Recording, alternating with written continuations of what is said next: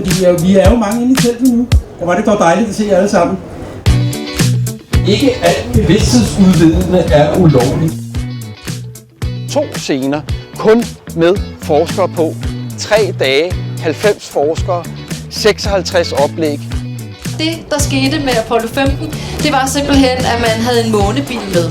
Så de har simpelthen ligget og kørt ræs på månens overflade. Det er formentlig den af missionerne, som de der piloter har syntes var sjovest. Folkemødet har været i stand til at tænke fremad og være visionær på forskningens vegne, men i virkeligheden også på hele den måde, man laver arrangementer og events på Folkemødet og sige, her er der en scene dedikeret til et emne, hvor det ikke er nogle særlige interessenter, der går ind og gør noget, men udelukkende siger, at det her det skal handle om forskning og viden, og så laver vi det bedst mulige program. Det er jo noget, I vant til fra jeres forskningsartikler, hvor man altid skal redegøre for det.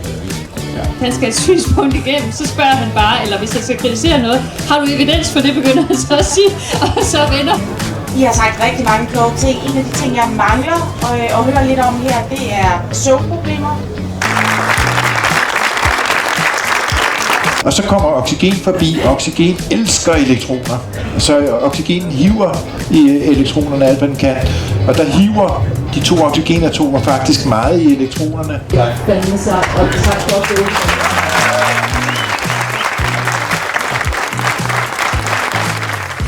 Altså foredraget kommer til at handle om, hvordan vi når frem til at finde verdens ældste DNA, og hvad man kan bruge det til i forhold til at forbedre vores verden, vores fødevaresikkerhed her i verden.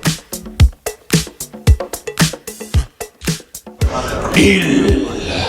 Fra solen til bålet. Jeg kan rigtig godt lide, at dommerne de er sgu uenige igen.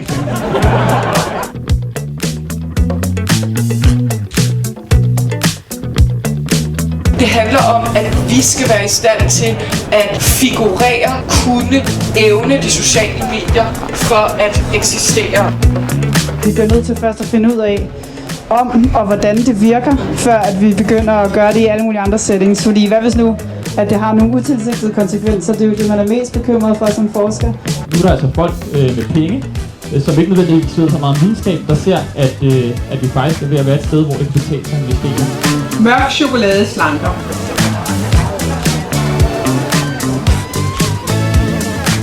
Det vil I elske, men det er selvfølgelig noget vores. Det er så godt, det man gør her.